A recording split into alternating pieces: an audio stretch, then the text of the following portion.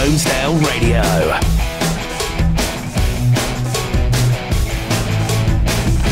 Brilliant strike, short scannel, puts Crystal Palace in front from absolutely nothing.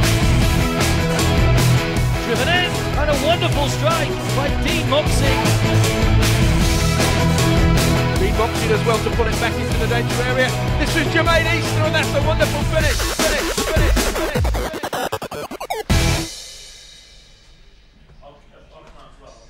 Hello and welcome to Holmesdale Radio.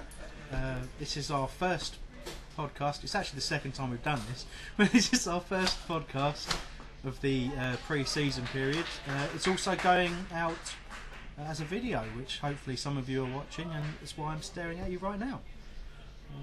I can't remember what I said before when we broke it, so let's start with introducing the people I'm with, and the first person I'm going to is Matthew Packham. Now, Matt, I've asked you this question before, but what have you been up to since the season ended and the last whole radio show? Chilling. Just chilling. Can't be bothered to say what I said You last had time. much more to say. You had a bit of a no. moan about how little we involve you on the show. Yeah. I mean, no, I've been playing cricket, man. Yeah. Yeah, I love cricket. You missing the football? Yeah. Yeah, don't worry, it's back soon. Don't just give me monosyllabic Well, I will. responses, I will. because I mean, basically, What are you going to do about it? well, I'm gonna take you to task right here and now. People we can go see again. what you're like. You moan, you say I don't get involved enough, but this is what I get from you. You're a disgrace. I'm not even gonna bother with Pax anymore. Let me. No, thank you know. And last You didn't time, mention about my 2 wickets today. I didn't know. Pax has been playing cricket. He's actually in the middle of a cricket match now, which is very professional of him to stop. Say in the where middle. we Stop are. making faces. I will do. We are actually at Reigate Priory Cricket Club. Matt is playing in the second, so it's just a second. Nothing special. It's the reserves. Earlier on, They're not good enough. he took 2 wickets in consecutive deliveries in his first over. Very impressive. And, Both dodgy decisions. yeah, I think he got some. And you didn't take any other wickets. Negative. No. And you missed out on the hat trick. How'd you feel? Well, like I said, he was too fat, so I couldn't get him out. You did say that last time. So, yeah. Too fat. Yeah, it happens. Okay, brilliant. Right, on that note, Pax is off to do his thing, and hopefully Ben will be joining us in a short while. But before, oh man, You couldn't resist. I'm sorry, we will be firing him from whole radio as soon as we're done here. Okay, the other people with me today. Let's go to Aaron first, and this young man is Aaron. Yeah. I'm gesturing for those listening to the audio only. This is Aaron. Aaron, what have you been up to since the season ended? Apart from bowling, not much, Chris. Missing the Palace, obviously, but I have been enjoying the break. Can't wait to get back on the radio. It's non-cricket bowling, it's actual 10-pin bowling, It isn't it? is 10-pin. Hence your 10-pin bowling shirt you're wearing. Yes, I'll show you. Uh-oh. Will it work? It will work. Yeah. I Yeah. see some of it anyway. Truly YBC. We're doing very well with this new visual medium, aren't we? Yeah. Ben will be joining us later. As I don't know if I mentioned that. I've forgotten what I've been talking about. But should be Ben now. will be joining us at some point when he's had a shave and a wash. He said. Something you obviously didn't get round to this morning. This is my this whole visual thing adds a whole. It's a new angle. I'm getting Whole new insulted. dynamic to the whole thing. Usually I can sit at home in my pants recording this and no one knows. Oh, what a thought. That's too much. Okay, well the person you've just heard insulting me for no good reason is Mark. Hello, Mark. Afternoon, Chris. Oh, it's Afternoon, Aaron. evening. It's evening now. Well, in the summer, it's blown my mind. That's yeah. right. Yeah. So how have you found things since our last show? Yeah, well, the lack of football I found pretty depressing. I have been following the England under-21s, but European Championships.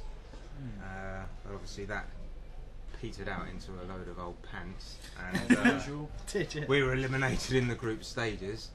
And it happens to be the final tonight, but I won't be watching because obviously England aren't involved. But yeah, the lack of football. This is the under-17s World Cup going on as well at the moment. But Yeah. I don't think we've got anyone at the Palace representing. No, strangely, the team. you'd I have was thought surprised, you'd have thought the likes of Innes. Innes. Yeah, I mean, I suppose he's under-16s, isn't he? I mean, I suppose it's probably a good chance to sort of before we go into any detail. I mean, the sort of lack of football, would you say, has affected the message boards as well? Yeah, there's absolutely been some well, how can we say, some unusual and regrettable posts by certain members of HOL, some new, some not so new, some who should know better. That's right. It's it's been a little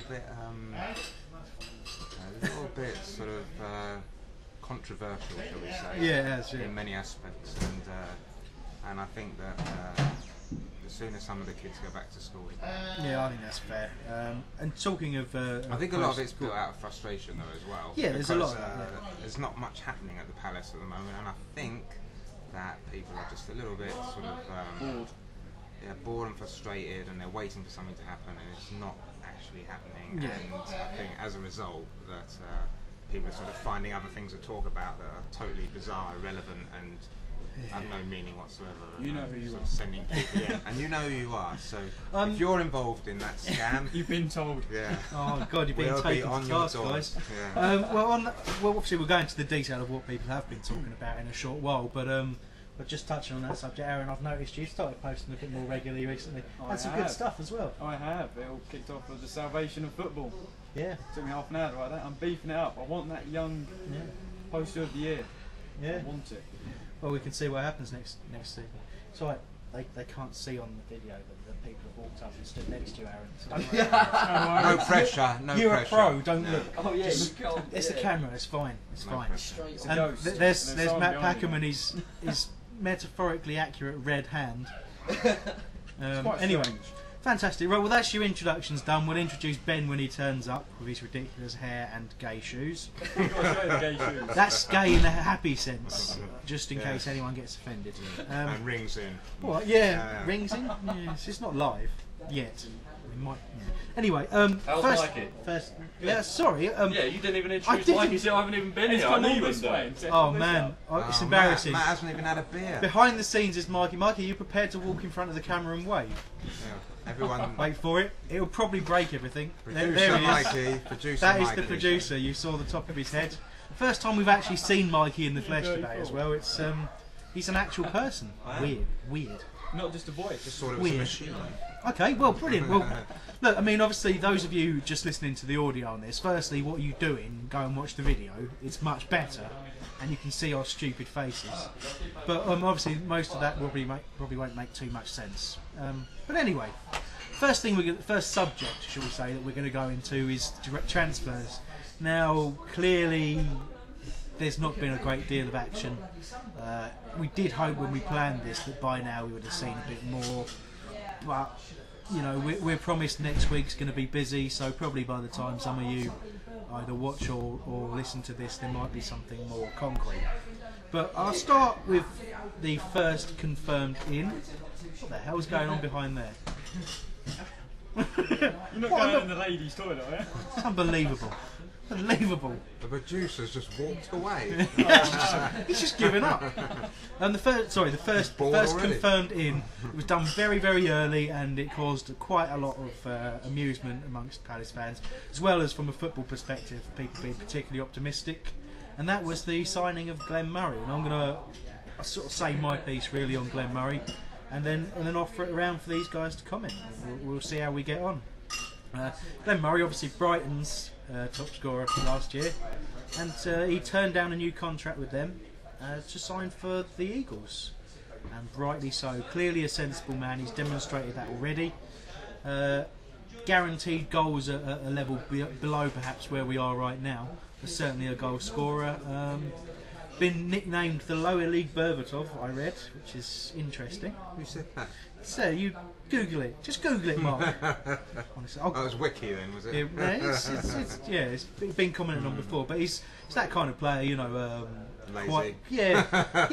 Great. I can't But wait. interestingly, there was a lot of praise for him on the Brighton forums until such time it was clear he was signing for us, and then typically they picked up of all the negatives. But certainly he's a man who knows where the back of the net is, and clearly that's a focus for us because we didn't score enough goals last year. So Mark, first of all, Glenn Murray, how do you Glenn feel? Murray, What yeah. was- As you said, it was a deal that was done fairly early, pretty much straight after the season ended.